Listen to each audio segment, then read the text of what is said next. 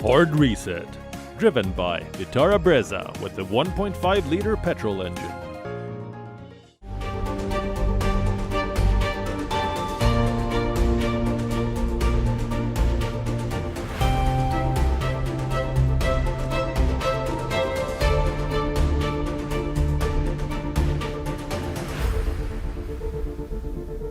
Hello and a very warm welcome. I'm Akanksha Swaroop. You're watching Hard Reset Cinema after COVID-19. Now, from a global perspective, India's film industry represents the country's soft power.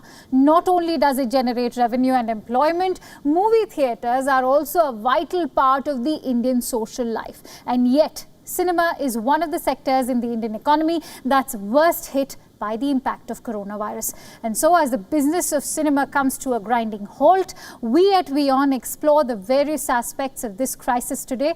From its monetary impact to cinema's new landscape, we assess the slew of challenges with our esteemed panelists. Let me now take the opportunity to introduce them to you.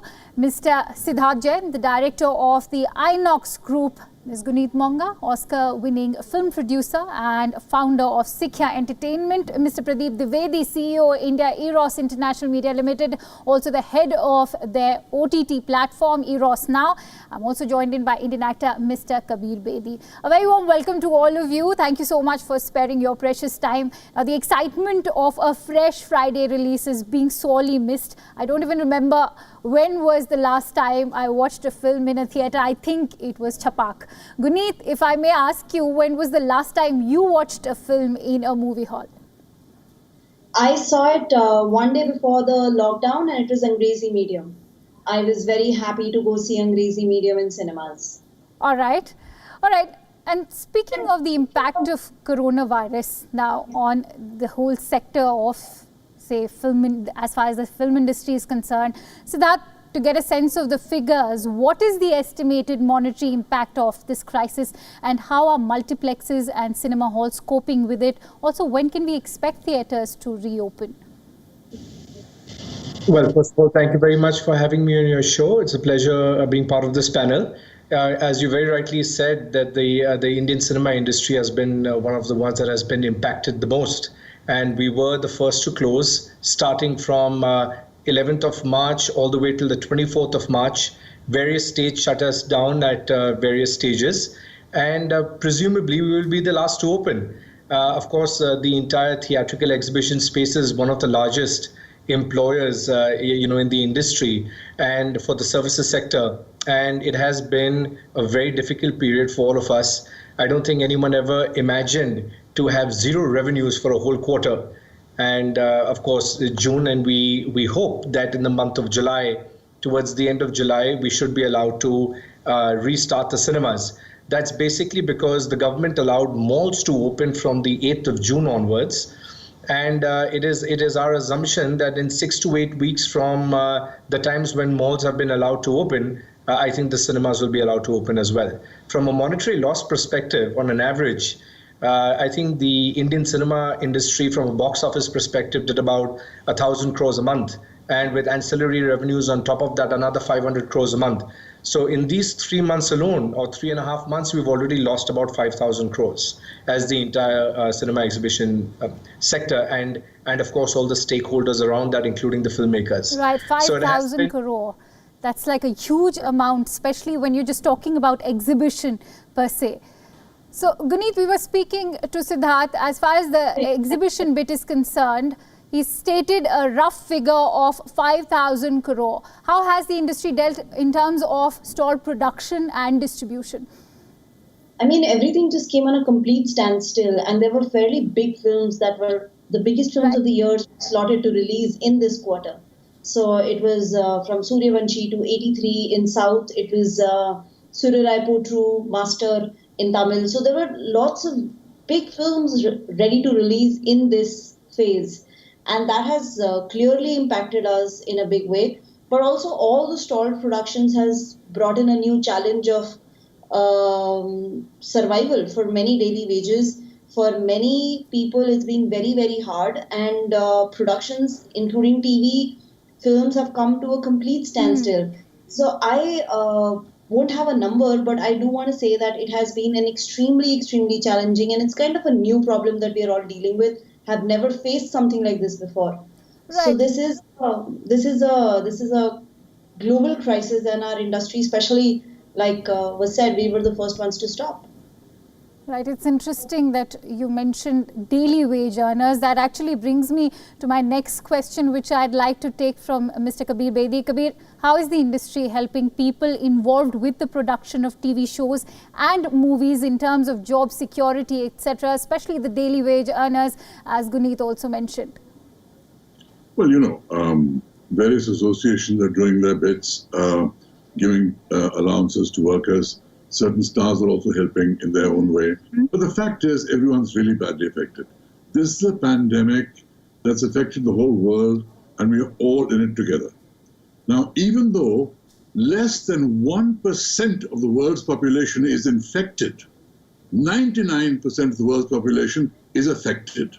And we have to get used to a whole new post-COVID world, a world which will never be like the good old days again. We have to adapt to a whole new environment. And the fact of the matter is, right now with shootings, etc., being talked about, government saying, okay, we'll give you permission, then certain people saying, no, not right. Things haven't even started properly right now. Some producers have gone to green zones in Gujarat, like Umbergaon, etc. Production started again in Hyderabad, in Karnataka, in Kolkata, various places. But in the Mumbai region, this has basically not happened. And since this is the home of the majority of production in the Hindi language and covers a huge market, a lot of people affected in the industry, especially the actors and technicians and crew, have been severely affected by this shutdown. And whether they're daily wage earners or not, even if they're contract actors, all of their incomes have stopped. And the fact of the matter is, business has to get back to a functional level in every industry, not just the film industry. And we have to find ways to make this work with adequate safeguards. But business has to go on, because in this industry, the worst affected we know are the theatres, then the distributors, then together production and actors. The OTT and TV people actually might even benefit in the medium term, but in the short term, they still have various things under production which are stopped. So right. The whole industry is affected by this. It's interesting that you mentioned how theatres and cinemas have been affected. On that bit, I'm going to actually go to Siddharth for this question. Siddharth, the OTT platforms, talking of the changing landscape of cinema, have of course led to a paradigm shift. Now, in terms of business, what has that meant for the multiplexes and cinema halls? So I won't call it a paradigm shift. I would just call it, where it's not an equal battle. When the theaters are not operational, there is no other place to go other than OTT. I think what would be fair to compare is when the theaters are operational. All right, so there's no comparison at the moment. Yeah, so it's a bit unfair. And I think content owners who might be under certain financial pressures are looking to OTT to release their content, and nothing wrong with that. But it's just that our theater owners are also suffering at this point in time. And when we are allowed to open in July, hopefully, we do need content, fresh content to show. Most people would only come to a movie cinema to watch new content. And we would hope that the entire content creators, the filmmakers, would stand by us, and most of them have. All the big films, 83, Suryavanshi, etc., Coolie #1, they have all committed to stay back and do the theatrical release. So we really appreciate the support, and we can't wait to welcome everyone back to the movies. Right, let's hope cinema remains as timeless as it has always been. And speaking of OTT, let me actually bring in Pradeep on that note. Pradeep, if I could bring you in on this, what's the silver lining to the overall cinematic process, creative or financial, in terms of the video streaming services?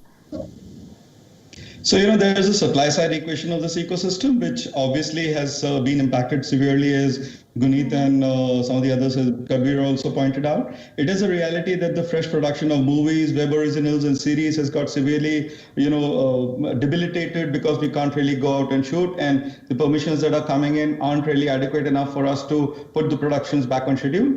But in terms of demand and the consumption side, we have seen an extraordinary growth in the platforms, and I think that is more a constraint of the time rather than anything else. People are locked up at home. They really don't have too many alternatives. And for lack of alternatives, you see a much greater level of engagement with streaming platforms. And going beyond the initial screens of the top marquee movies and content that's available, people are trying to discover deep content which is lying inside. In fact, going back some to legacy content and older content that appeals to sensibilities, which, at least the middle-aged population would have sort of grown up seeing. And also just the sheer diversity of various genres that are now getting, attention of the people in the OTT streaming platforms. That's working very well. But I think it would be unfair to kind of assume that the OTT benefit or gain is a temporary phenomenon, or it is something that is a flash in the pan caused primarily by the pandemic. I think if you look at the last 10 years trend, the whole concept of digital consumption of entertainment content has really been accelerating. I think the march of technology never really stops.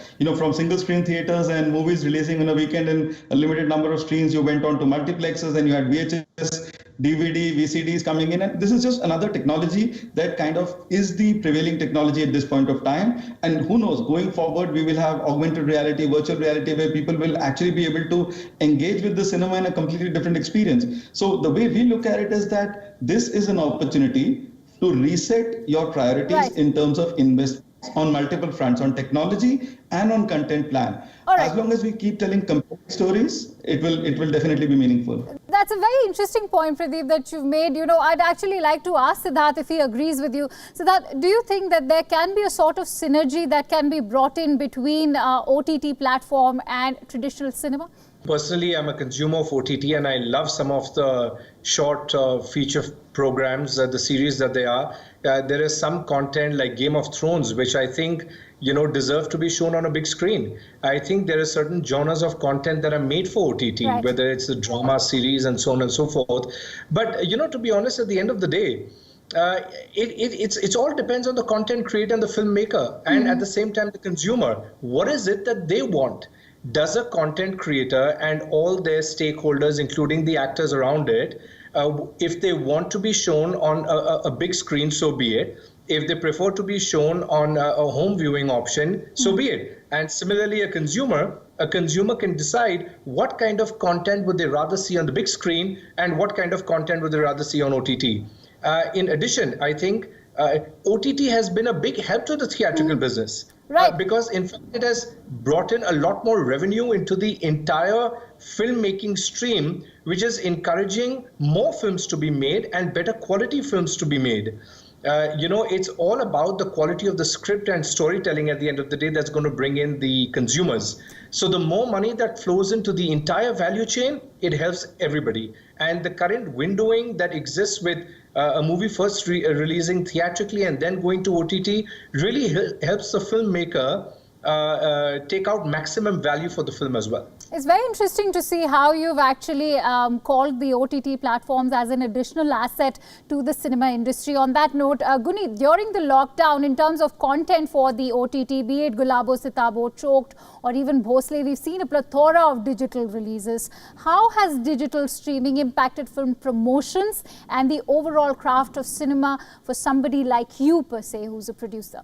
So I would say, as an independent producer, OTT has been a advantage from making a film like a short documentary like Period End of Sentence that Netflix put out in 190 plus countries, ended up starting a whole movement. It was a global movement that we were part of by a short film.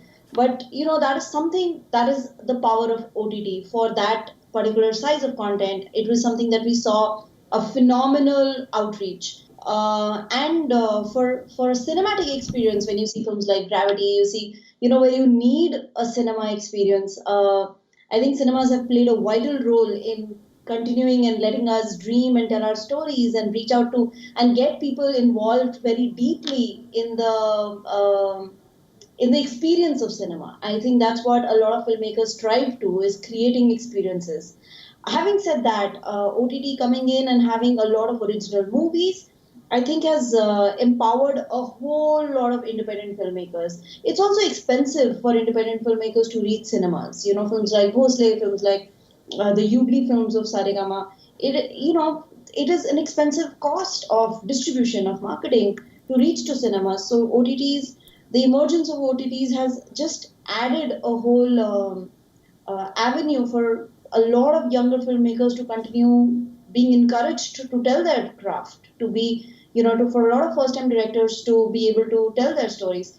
So it is, I think there is advantages of both the elements, and as a producer, one needs to realize what is the best for the content and for the outreach of the length and of the size of the content. All right. Now, speaking of digital streaming, let me also go back to Pradeep. Pradeep, how will the role of film certification authorities change as more movies release on OTT platforms, which so far has also been an uncensored medium?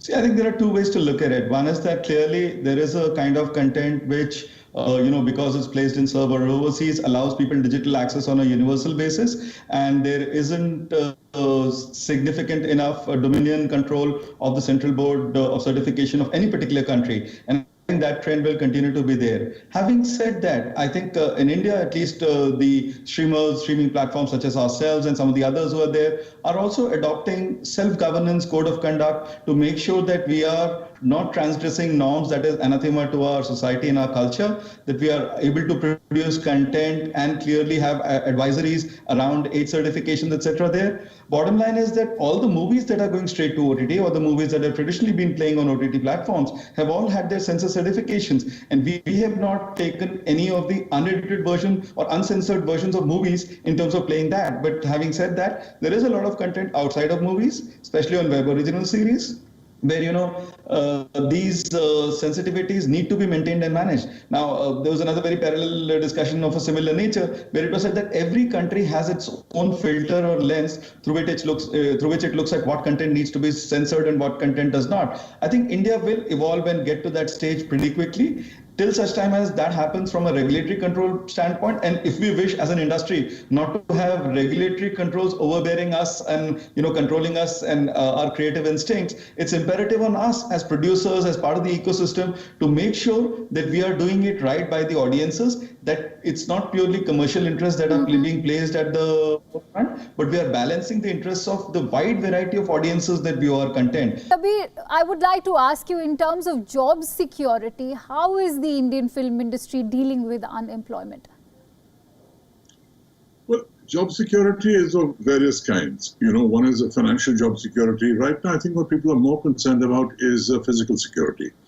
Because whereas a lot of actors can take considered adult decisions and say, I'm willing to take the risk provided safeguards are in place to go and shoot a scene, right. The real question comes, what happens if you're asked to walk through a crowd scene? What happens if you're asked to do a choreographed scene which involves all kinds of people in your proximity? What are the safeguards there? Because ultimately people are concerned about their health.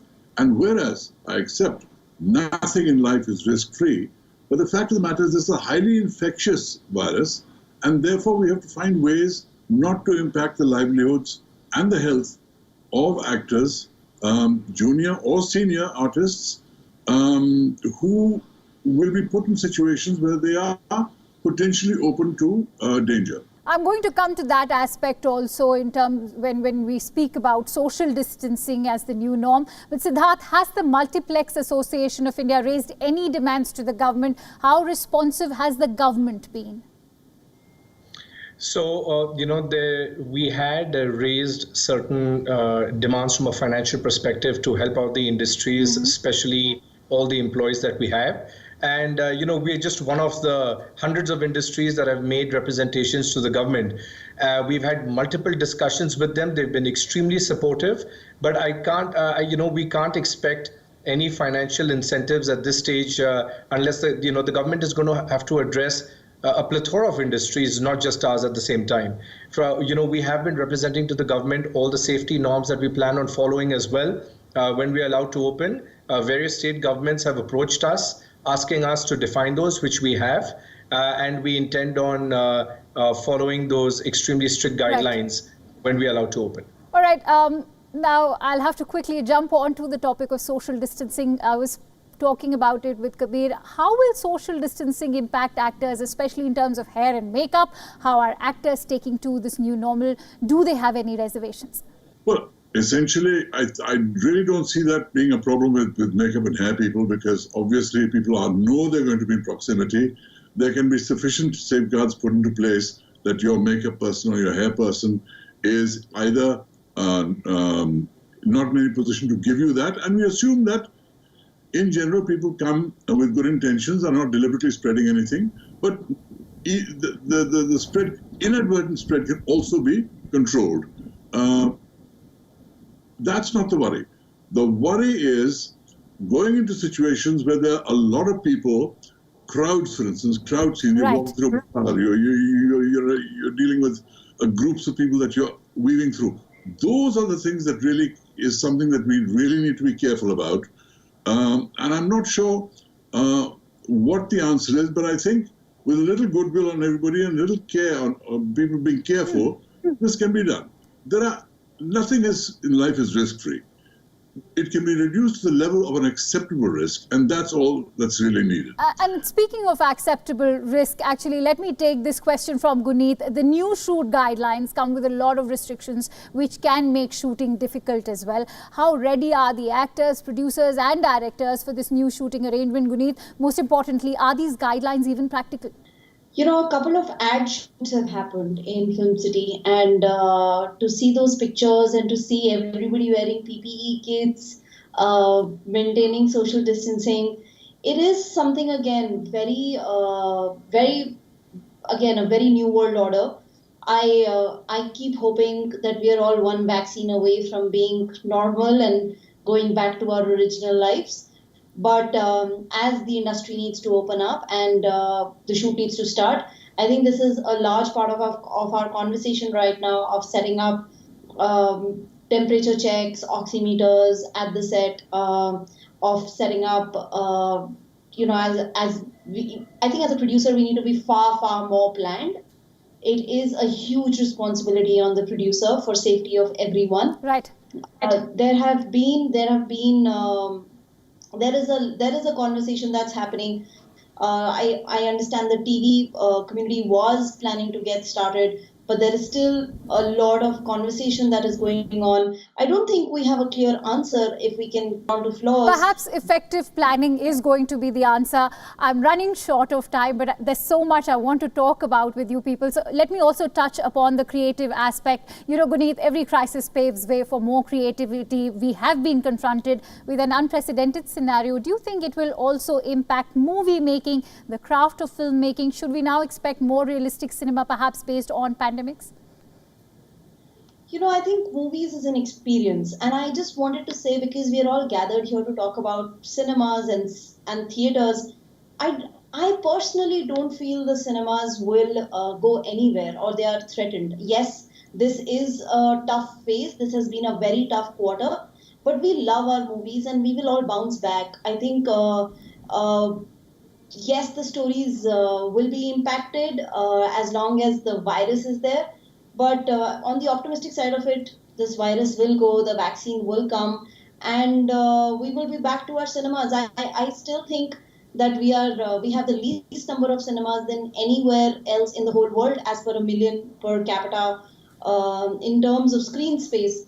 So I do think that people will come and celebrate, because the community experience is not really going to go anywhere. All right. The sense of celebrating movies is not really going to go anywhere. So I take your optimism as those closing thoughts from you. Now, I'd also like to listen in from Siddharth, Kabir, and of course Pradeep. How, in your opinion, will media and entertainment consumption change post-COVID?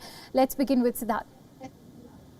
Well, first of all, I think this entire COVID period is going to be an opportunity and for millions of stories to come out across the world and I can already see hundreds of movies being made, on this pandemic, and so many different stories coming out from different places. The film entertainment business isn't going anywhere. In fact, I think it's only going to become stronger. People want to go out. Indians are social animals.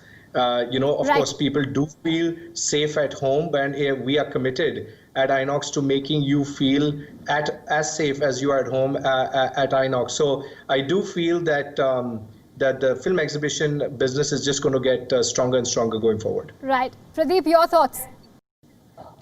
Clearly, I'm a firm believer of human resilience, and I think the human interest stories that will emerge from here will make us better as film producers. It is going to be very interesting. We do hope that there's light at the end of this tunnel. Kabir, your thoughts?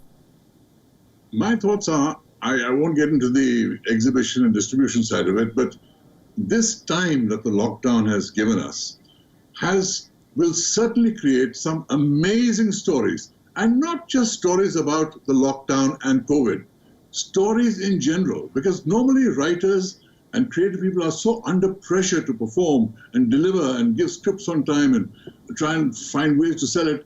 This has been a time where you could take the time and really use that time to create great stories without the pressure on your head of having to deliver something tomorrow or next week. And I believe great cinema will come out of the lockdown and the time created by the lockdown. Thank you so much. Here's awaiting that great cinema, as you clearly mentioned, and I've thoroughly enjoyed this discussion with all of you. As Winston Churchill said, never let a good crisis go to waste. Here's hoping it comes with its set of learning and opportunities. And with that, it's a wrap of Hard Reset. Thank you so much for watching. You were watching our special edition on cinema post-COVID-19.